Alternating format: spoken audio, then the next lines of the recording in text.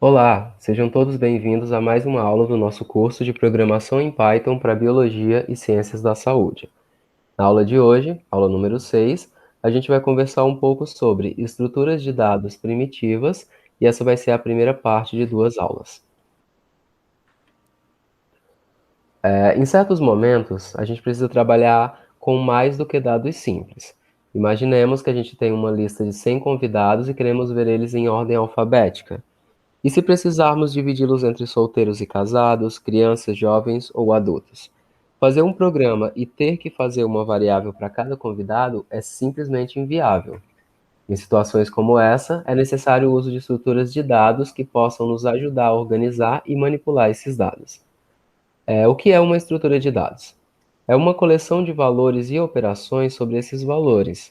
Dessa forma, podemos dizer que uma estrutura de dados é um tipo de dado, mas que é composto por uma coleção de dados primários, int, float, string ou booleano. Em Python, temos três tipos de estruturas de dados prontas para uso, que são as listas, os dicionários e as tuplas. Elas são conhecidas como estruturas de dados primitivas.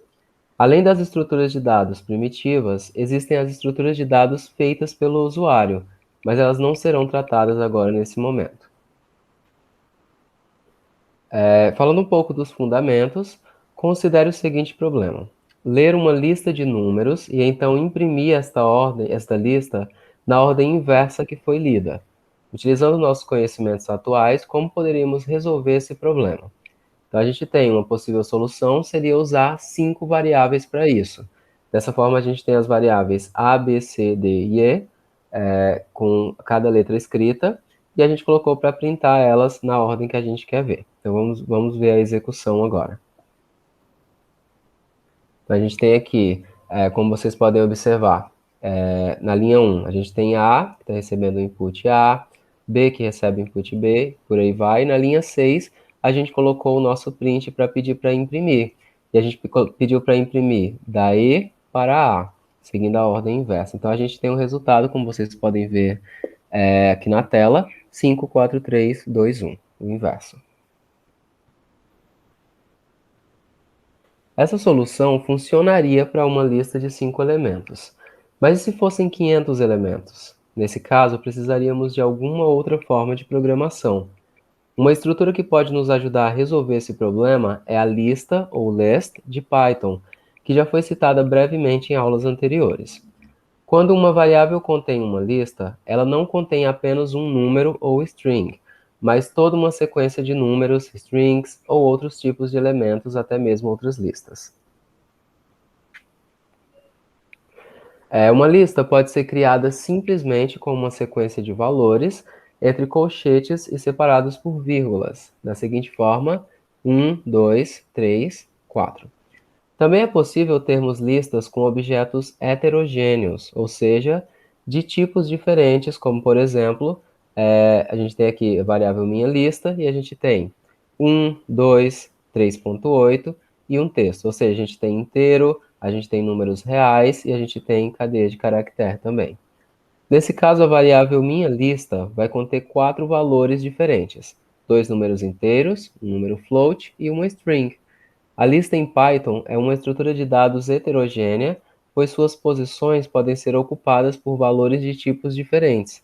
Em outras linguagens, só são permitidas listas homogêneas, ou seja, ou a lista é apenas de inteiros, ou apenas de string, ou apenas de booleanos, e etc. Um detalhe importante é o uso da função range. Quando trabalhamos anteriormente com os comandos de repetição, foi mostrados vários usos da função range. Como vimos, podemos usar for e in range 0, 10 para percorrer os elementos de 0 até 9, ou seja, 0, 1, 2, 3 até chegar no 9. Isso ocorre pois quando usamos o range de 0 a 10, nos é retornada uma lista contendo os números de 0 a 9. De tal forma, for e in range, de 0 a 10, é uma simplificação para for e in, aí a gente tem a nossa lista de 0 a 9. Isso nos permite concluir que o for recebe dois elementos na sua declaração, uma variável de iteração i e um objeto iterável. Esse objeto iterável, como veremos mais à frente, deve ser uma estrutura de dados primitiva, seja ele uma lista, uma tupla ou um dicionário. Os valores de uma lista podem ser acessados individualmente com o uso de um índice, ou posição, que corresponde a um valor inteiro colocado entre colchetes, logo após o nome da variável que contém a lista. Deve-se considerar que a primeira posição da lista é identificada pelo zero. Assim, o primeiro elemento de uma lista pode ser acessado de tal forma. Então, a gente tem aqui a variável minha lista, e a gente tem 4, 5, 3.8, e a nosso texto, no caso, a nossa string. E a gente coloca para imprimir minha lista, posição 0, ou seja, a gente recebe o número 4, que é o primeiro elemento da nossa lista. Se desejamos acessar o segundo elemento, usamos minha lista 1, o que corresponde ao 5, e assim por diante para os outros elementos da lista. Se por um acaso escrevermos x igual a minha lista 3, então x passará a valer texto, que é o valor na posição 3 da lista. É possível criar uma lista vazia, escrevendo abre colchetes, fecha colchetes, sem colocar nada dentro. Assim, x igual, abre colchetes, fecha colchetes, vai atribuir a x uma lista vazia. Podemos usar a função len para retornar o tamanho de uma lista. Assim, se a gente colocar len, a gente abre parênteses, abre e fecha colchetes vazios, será igual a zero. E é possível adicionar um valor ao final de uma lista qualquer usando o append. Se, por exemplo, quisermos adicionar o valor 14 à minha lista do exemplo anterior, usamos minha lista.append, aí abrimos os parênteses, 14.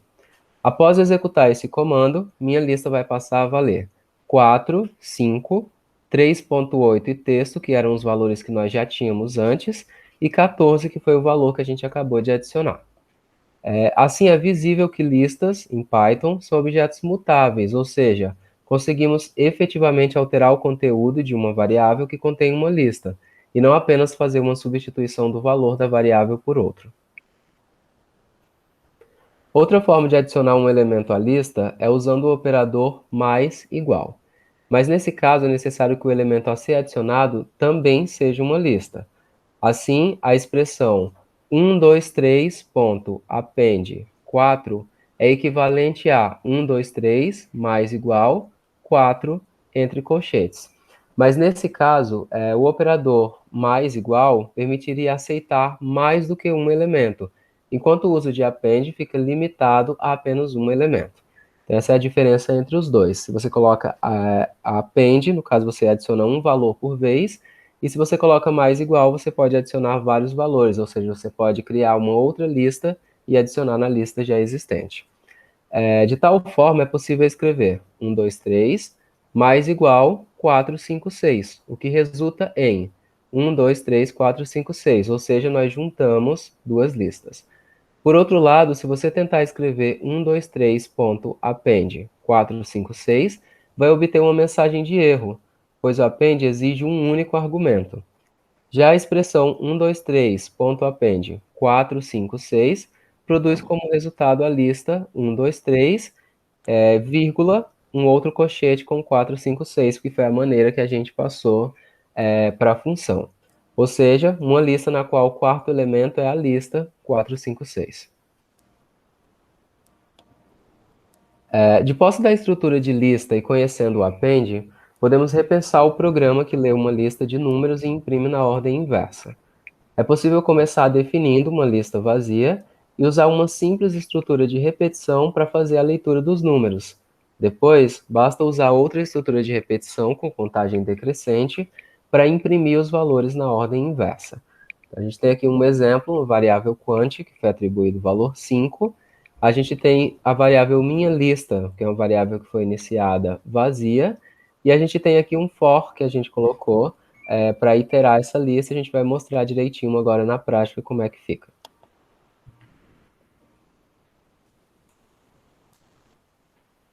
Então, como vocês podem observar, a gente tem a variável quant, a gente já atribuiu o valor 5 para elas. A gente tem a minha lista, que nós iniciamos como uma lista vazia. E a gente fez um for de i, utilizando range com quant, E aí a gente colocou nossa variável lido, que vai receber os valores, e o minha lista append para adicionar o valor que está na variável lido. E em seguida a gente colocou para imprimir. E aí, como vocês podem observar no resultado, a gente recebeu 5, 4, 3, 2, 1.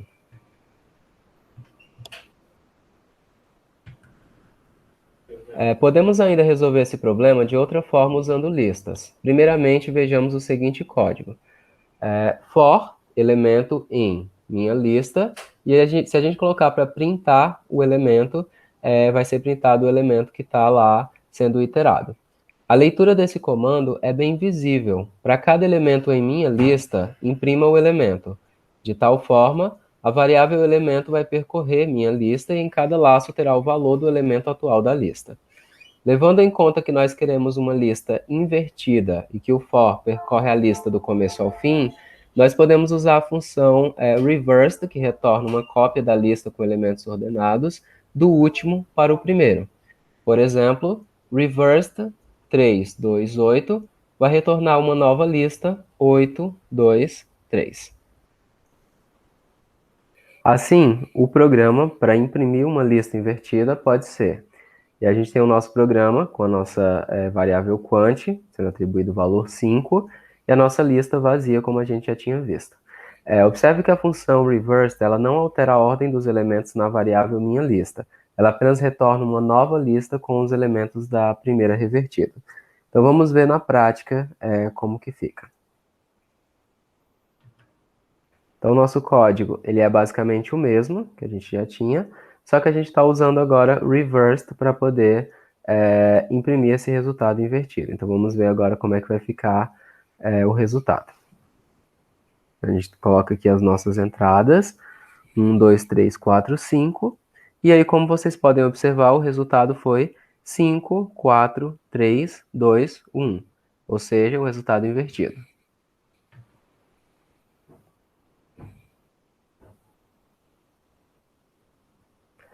Mas ainda existe outra forma de resolver esse problema. Basta adicionarmos os elementos ao início da lista, isso é, a posição 0 ao invés do final. Assim, se você digitar 5, a lista fica 5. Quando digitar 7, a lista fica 7, 5. E assim por diante, a lista vai sendo construída e invertida. Depois, basta percorrê-la do início ao fim. Para isso, podemos usar o insert para inserir um elemento, e ele também pode ser usado para inserir um elemento não só na primeira posição, mas também em qualquer outra. O primeiro argumento do insert é a posição e o segundo é o elemento que vai ser inserido. Assim, por exemplo, 90, 21, 117, 34, 95. Ponto insert 2, 80 resulta em 90, 21, 80, 117, 34, 95. Portanto, o programa, criando a lista na ordem inversa à digitação, simplesmente adicionando cada novo elemento ao início, ficaria da seguinte maneira. A gente tem aqui o nosso programa com a variável quant, minha lista, como nós já falamos, e aí vamos observar na prática como é que ele vai ficar agora, com a utilização do insert. É o código que a gente já estava utilizando, a diferença é que agora na linha 6 a gente colocou insert 0 e lido. Então vamos ver agora o resultado. Colocando as nossas entradas, 1, 2, 3, 4, 5, nós temos o nosso resultado 5, 4, 3, 2, 1. Também é possível remover um elemento de uma lista. Por exemplo, 8496.remove 4 vai produzir a lista 896. Ou seja, nós removemos um dos elementos da lista. Se o elemento estiver repetido na lista, a primeira aparição dele é removida. Por exemplo, 97965. Se a gente colocar para remover o 9, vocês podem ver que ele aparece duas vezes, então produzirá um resultado como 7, 9, 6, 5, ou seja, excluiu apenas o primeiro 9, que foi o primeiro que apareceu na nossa iteração. Já a tentativa de remover um elemento que não está numa lista causa um erro. Então é sensato verificar se um elemento está na lista antes de removê-lo. Para saber se um elemento está na lista, podemos usar o operador in, da seguinte forma. If elemento in list, então a gente está verificando se o elemento está na lista, e a gente chama lista.remove elemento. Então primeiro a gente verifica se o elemento está na lista, utilizando o if, que foi a estrutura que a gente viu nas aulas passadas, e aí se o elemento estiver na lista, a gente remove ele. Dessa forma, nunca haverá esse tipo de erro. Para remover um elemento de uma posição específica, pode-se usar a função pop. Essa função, inclusive, retorna o elemento que foi removido, algo que remove não faz.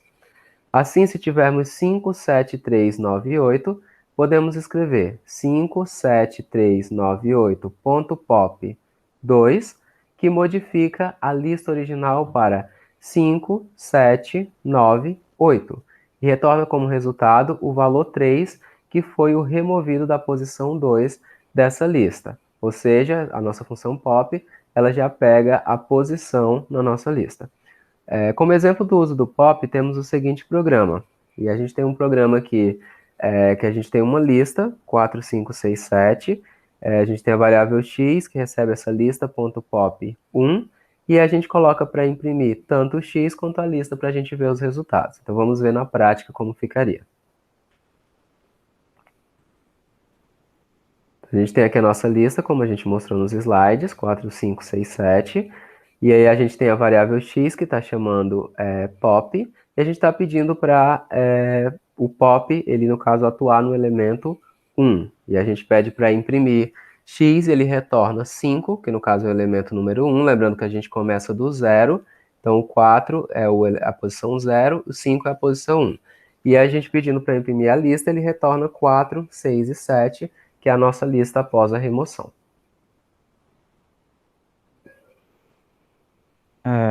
Agora que nós já vimos o básico de listas, nós vamos poder aplicá-las em problemas mais complexos. E aqui vamos supor que nós temos uma lista de 10 números e nós queremos imprimir o primeiro número dividido pelo último número, depois o segundo dividido pelo penúltimo, o terceiro dividido pelo antepenúltimo e assim por diante, até que nós tenhamos que imprimir o último número dividido pelo primeiro número. Em outras palavras, o elemento da posição 0 vai ser dividido pelo elemento da posição 9. 9 vai ser a última posição da lista, lembrando de novo que a gente começa do 0. O elemento da posição 1 vai ser dividido pela posição 8 e assim por diante, até que o elemento da posição 9 seja dividido pelo elemento da posição 0. Para esse exemplo, nós vamos usar novamente o for, e um for vai ser usado para a leitura dos números e o segundo for vai ser usado para apresentar os resultados. Assim, o nosso programa vai ficar da seguinte maneira. Nós vamos ter a constante tamanho, que vai receber o valor 10. Nós vamos ter minha lista, que vai ser uma lista vazia. Nós vamos ter o for, para percorrer uma lista de 10 elementos. Nós vamos ter a variável lido, que vai receber um input, semelhante ao que a gente havia feito antes. Nós vamos ter o append, para inserir o valor da variável lido à lista. E aí no segundo for, nós vamos chamar novamente um for in range, usando o tamanho para percorrer 10 vezes. E aí nós vamos imprimir minha lista i, que é o elemento i, dividido por minha lista, tamanho, que vai ser 10, menos 1, menos i. Como é que vai funcionar isso daqui? Esse último for. É bem simples. Se, por exemplo, nós estamos no elemento 0, nós vamos ter que o i vai ser igual a 0. Então, nós vamos ter minha lista 0, dividido por minha lista, tamanho que é 10, menos 1, que vai dar 9, menos o 0. Ou seja, nós vamos ter o primeiro elemento dividido pelo segundo. Quando o i for igual a 1, nós vamos ter o segundo elemento dividido pelo minha lista 8, que já vai ser igual ao penúltimo elemento, e por aí vai. E agora eu vou mostrar na IDE como fica executando esse programa.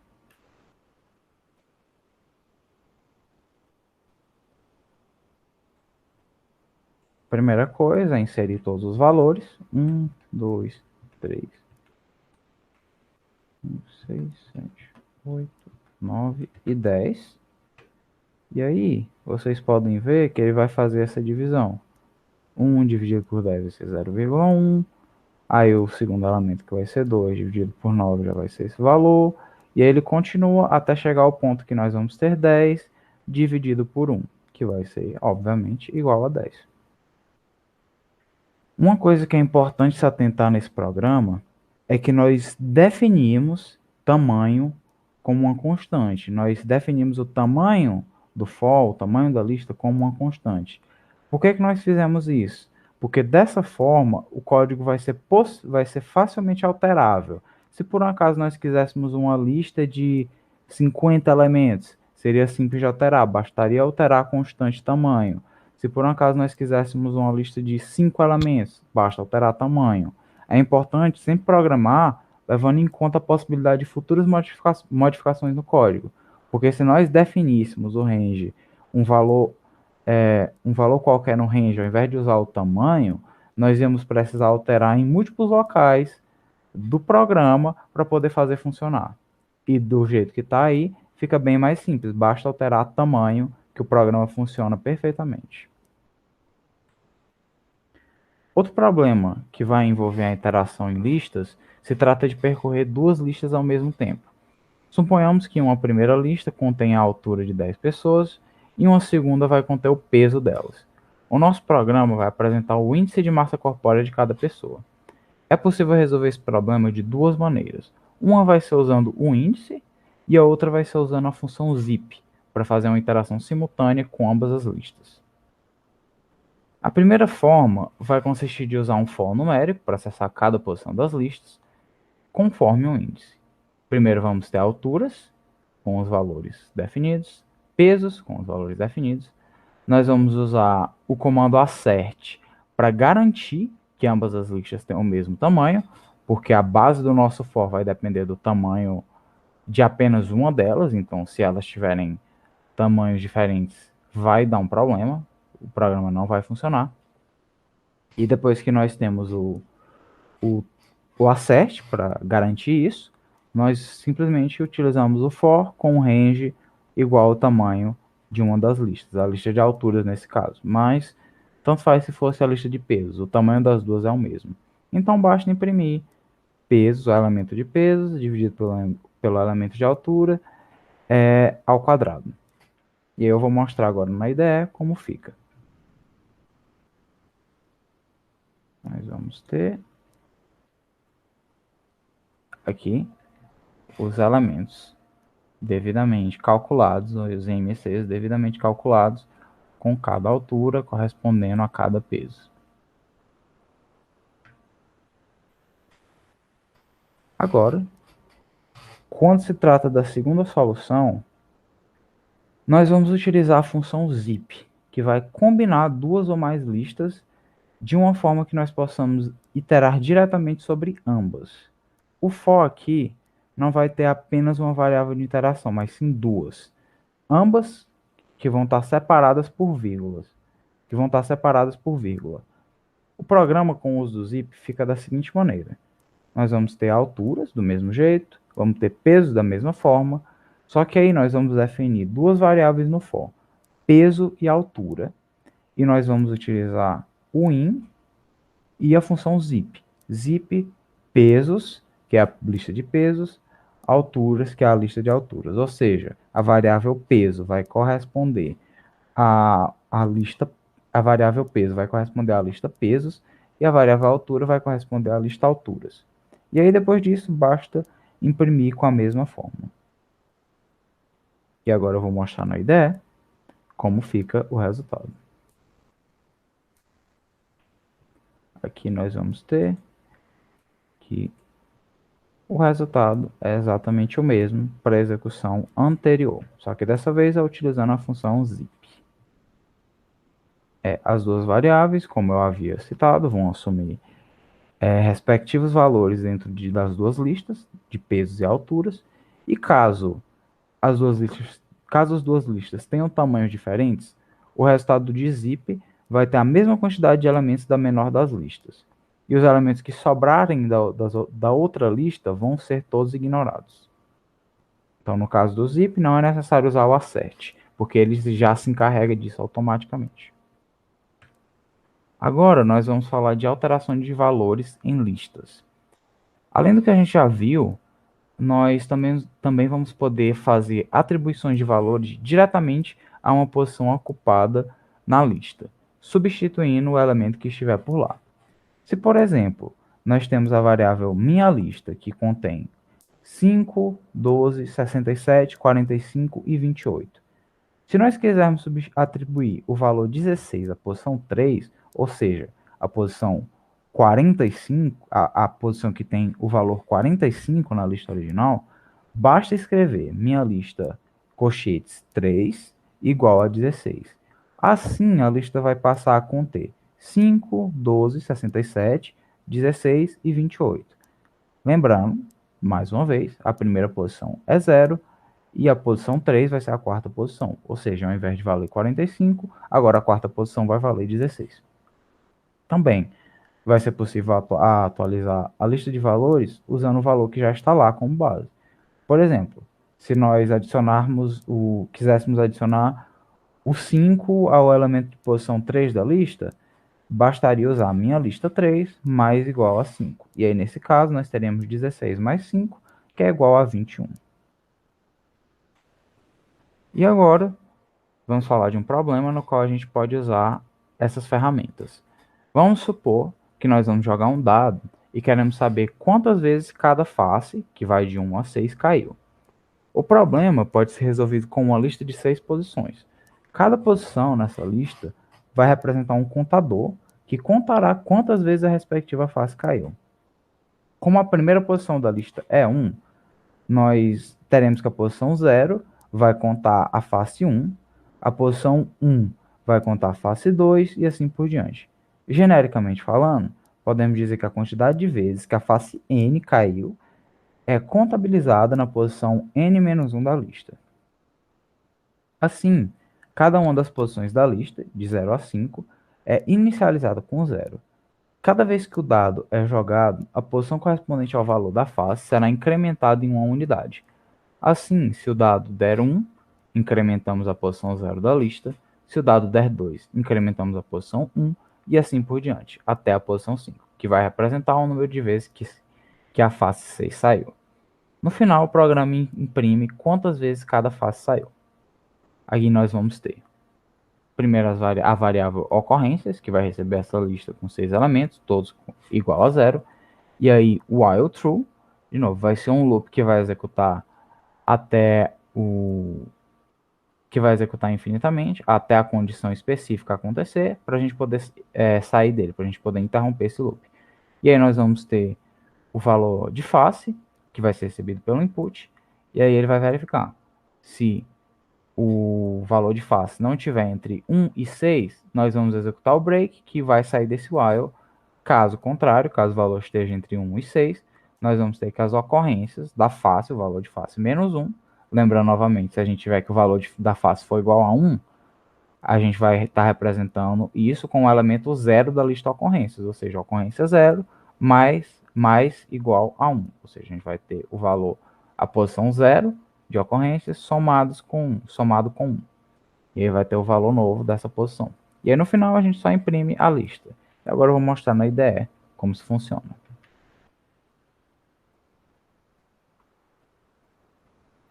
Aqui, como eu falei, nós vamos ter primeiro ocorrências, inicializado com 0. Aí esse while true vai receber o valor de face, e vai estar no input do dado, e eu vou colocar 1, por exemplo, 1 3 vezes, e aí vocês veem que ele continua executando. Mesmo assim, ele vai continuar executando. 2 3 vezes, por exemplo. 3 uma vez, 5 uma vez, 6 uma vez, certo? Ele vai continuar executando enquanto o valor de face estiver entre 1 e 6. Mas se, por exemplo, eu digitar que o valor de face é 7, ele vai sair dessa execução desse while, e aí ele já vai imprimir a variável ocorrência, a lista. Ou seja, nós vamos ter 3, ou seja, o valor 1 aconteceu 3 vezes, o valor 2 aconteceu 3 vezes, o valor 3 aconteceu 1, o valor 5 aconteceu 1 e o valor 6 aconteceu 1. Porém, o valor 4 não aconteceu nenhuma vez.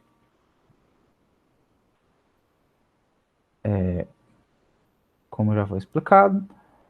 A lista é inicializada com todas as suas 6 posições valendo zero. A repetição só vai parar quando um número menor que 1 ou maior que 6 for digitado. Qualquer entrada não numérica vai dar erro na hora de avaliar a função int. E como a lista inicia na posição 0 e vai até a posição 5, temos que para cada face lida, deve-se incrementar o valor na posição face menos 1. Ou seja, se o dado produzir a face 4, por exemplo, devemos incrementar a posição 3 da lista. E agora falando de mutabilidade em listas. Quando falamos de mutabilidade, temos que tipos de dados, como números e strings, são imutáveis, ou seja, é possível substituir os valores armazenados em variáveis, mas não alterar os valores em si.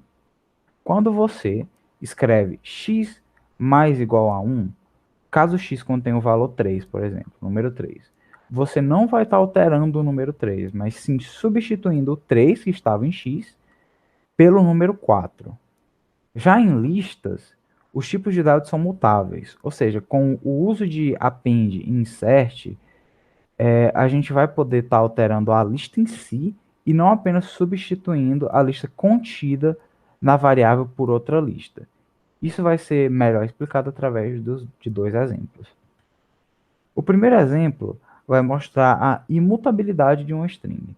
Nós vamos ter aqui, x vai ser igual a abcd, o y vai receber x, x.upper, que é uma função que vai transformar o x todo em maiúsculo, e aí nós vamos imprimir x e y. Eu vou mostrar agora na IDE, isso executando. Exemplo 10.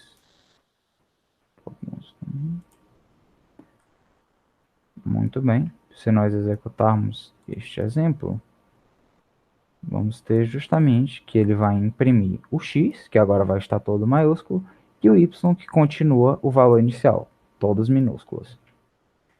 A primeira linha, como eu havia explicado, vai atribuir esse ABCD ao x. A segunda vai atribuir ao y o valor que está em x.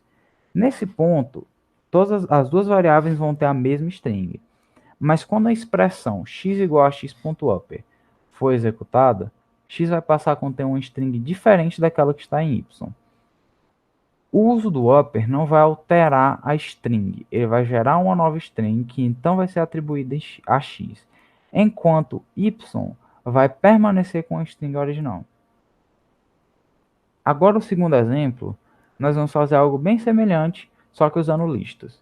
Novamente, nós vamos ter x é igual a uma lista de A, B, C, D, o y vai receber x, o x, e aí a gente vai ter o x elemento 0 do x, vai ser chamado upper, ou seja, por elemento inicial, para o primeiro elemento do x, nós vamos transformar em maiúsculo e depois nós vamos imprimir.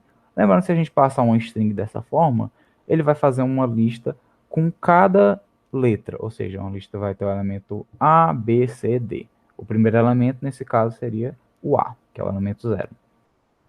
E agora vamos mostrar aqui, executando. Como vocês podem ver, nós vamos ter a primeira lista, que é o x, com o A maiúsculo, o B, o C e o D minúsculos. Só que no y, o valor também foi alterado. O A vai ser maiúsculo, o B, o C e o D vão ser minúsculos. Nesse caso, tanto o x quanto o y vão ter os valores alterados. Por quê? Porque a letra A ficou maiúscula em ambas as listas. Quando nós atribuímos x a y, ambas as variáveis vão conter essa mesma lista. E se a gente alterar a lista, que é um objeto mutável, ela vai ficar alterada para ambas as referências. Ou seja, se alterarmos a lista x, y também será alterado e vice-versa. Se a gente alterar y, x também vai ser alterado. Essa característica das listas, por vezes, pode ser perigosa, quando nós fazemos alterações em listas que gostaríamos de manter. Numa situação como essa, o ideal é que, em vez de fazer uma atribuição direta do tipo y igual a x, você atribua a y uma cópia da lista x, da seguinte forma. X vai ser igual à lista, do mesmo jeito. O y, nesse caso, vai ser igual a x.copy. E aí nós vamos ter que a mesma coisa, o primeiro elemento de x vai ser chamado upper. E aí nós vamos imprimir. Agora eu vou mostrar na IDE. como funciona.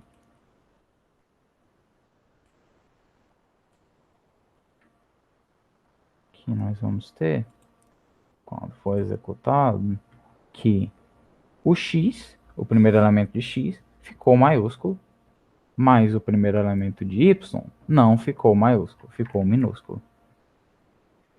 Assim, usando a mensagem copy para criar outra lista igual a x, para atribuir a y, para então atribuir a y, as alterações feitas na lista de x não vão afetar a lista de y.